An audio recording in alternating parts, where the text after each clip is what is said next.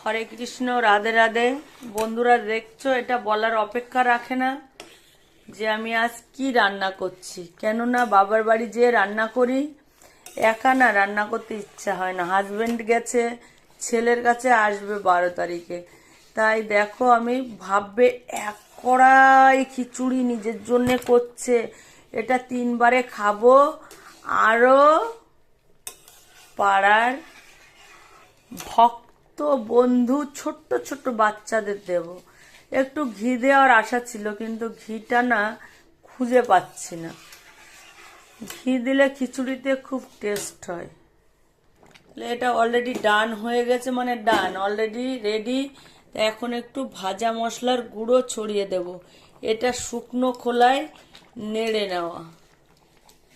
কেউ যদি চাও এতে চিনি দিতে পারো 2-4 দানা, আর কেউ যদি